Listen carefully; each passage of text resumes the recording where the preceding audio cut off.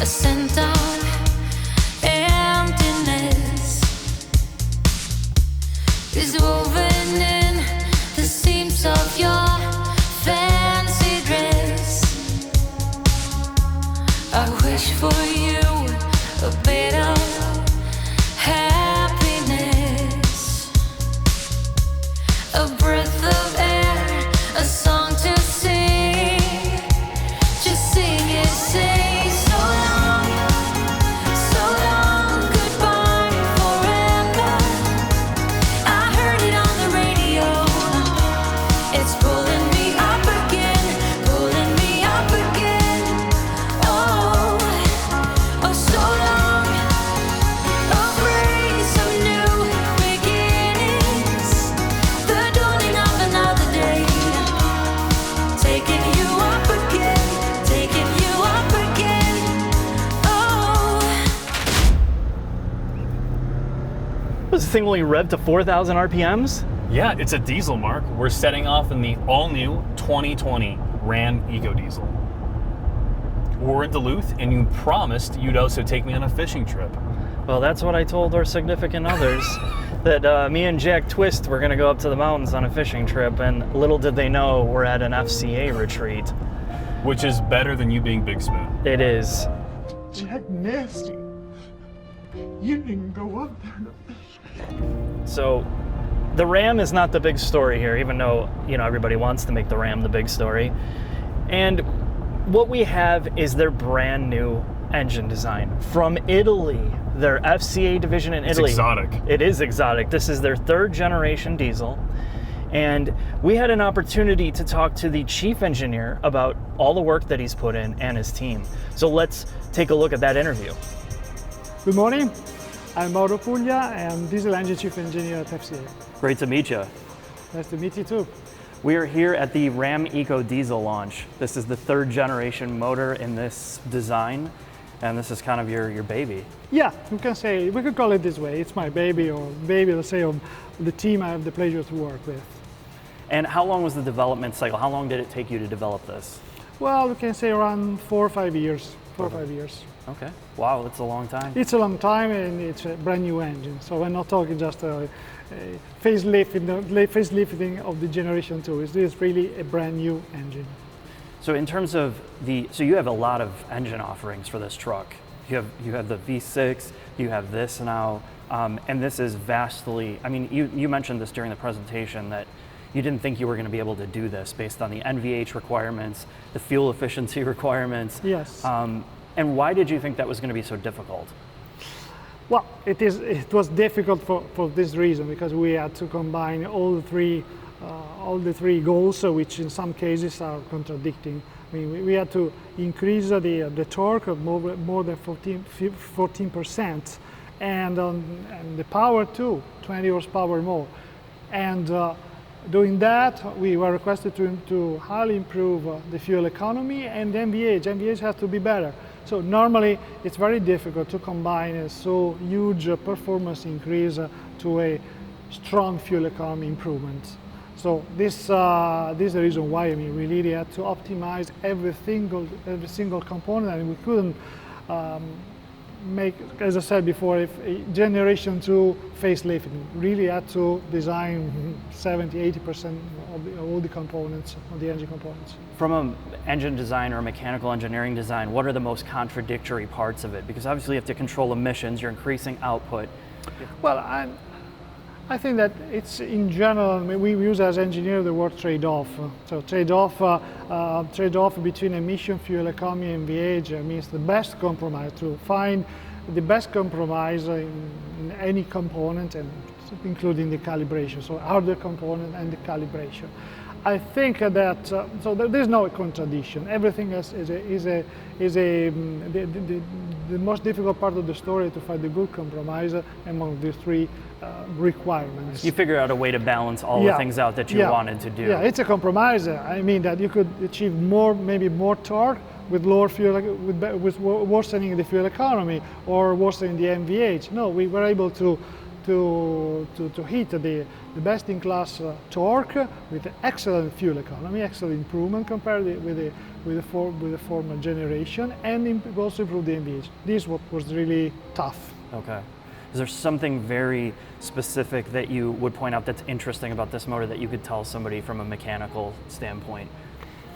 Well, that's like differentiates it more from. I think we already mentioned all the key components. So what we didn't say is all the other components that have been changed. It's all the covers are different. We implemented changes to improve, for example, the serviceability of the parts. We improved changes to make it easier to manufacture.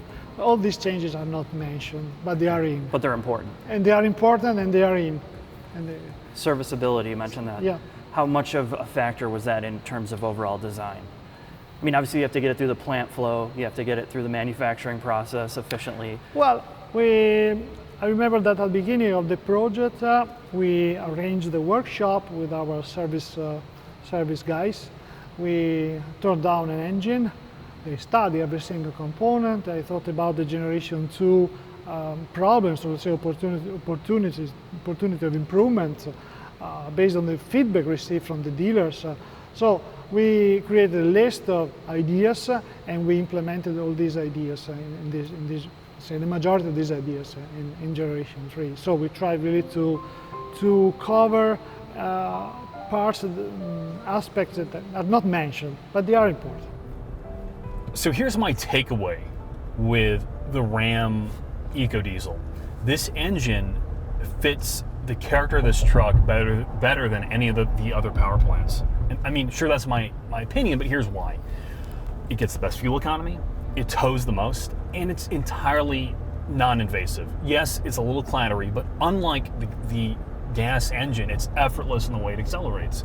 It's not as fast, but around town, I never feel like I need to wind this thing out. See, I get that, and I think what they explained to us is that the serious truck drivers that use the vehicle, making business deals, making business transactions, and towing, and the people that literally use this for its intended utility purpose will buy diesels. But for me, I feel like, yeah, you got a ton of torque, but it's not the most enjoyable on the street. I would give me a V8. Give me a V8 in a truck because I like the character of it. I get that, but we've taken this off-road. Yes. And it's very capable off-road. The torque and the power band curve, and this is perfect for that. We've towed a boat with it, and you looked exotic.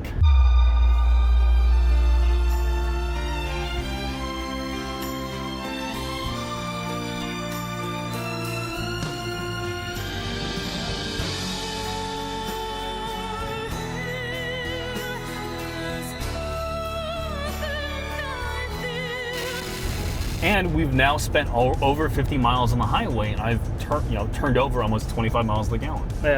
It's really impressive, but I gotta tell you one thing, not having a V8 in here, when I'm in the V8, my testosterone levels raise so high that it seeps through my pores and burns through my shirt.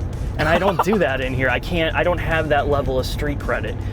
So the big takeaways was FCA wanted a better diesel, and they had a couple criteria.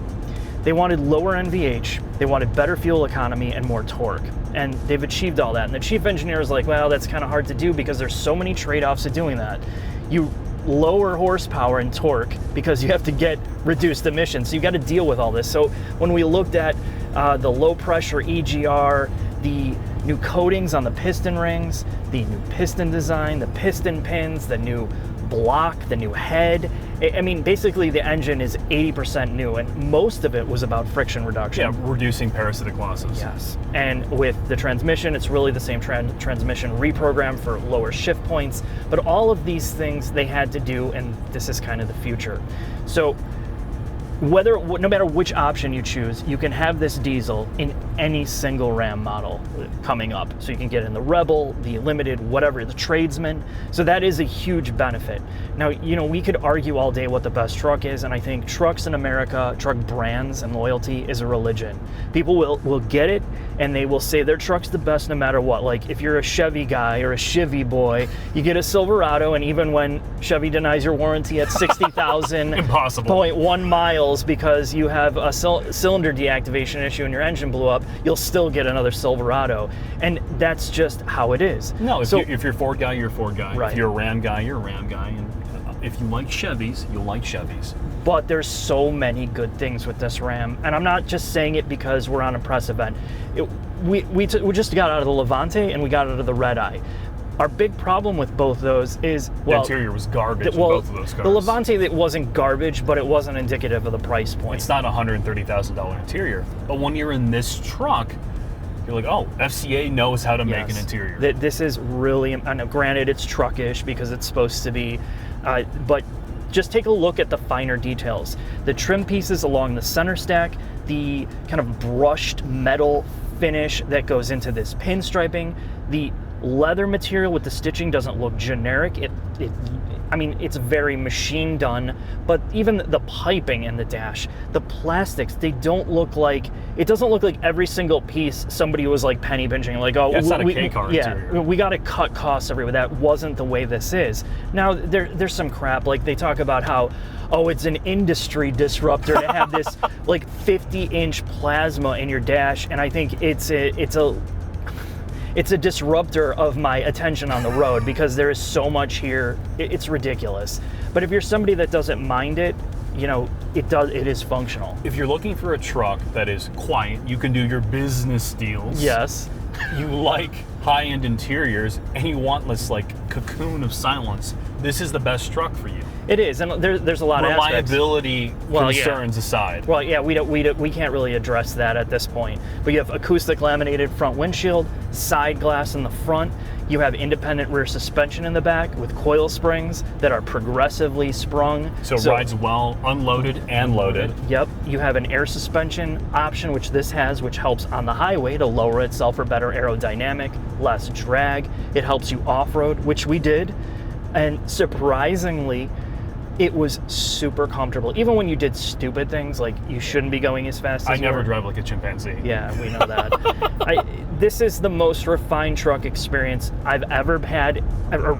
This is the most refined truck ever I've been in. The side cargo areas are useful. I mean, my only negative with this truck is compared to Ford and Chevy, the body structure is not as advanced, and that's my one takeaway is Yeah. they took a lot of the investment and put it in the interior versus the actual structure of the vehicle. I mean, there's still high-strength steel and all that, and they used aluminum hood and tailgate, but yeah, you don't have an aluminum frame here, but you don't notice it driving. Now, again, this is your decision. Take a look at this, see what it's like, get it out on the road and compare it against other trucks. At least try it, and then, if you're still a Chevy boy, you're a Chevy boy.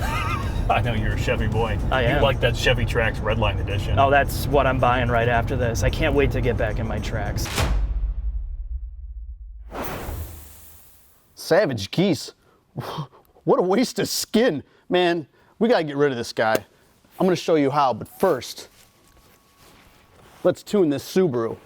I think 60 PSI should be good. Yeah. Let's do it!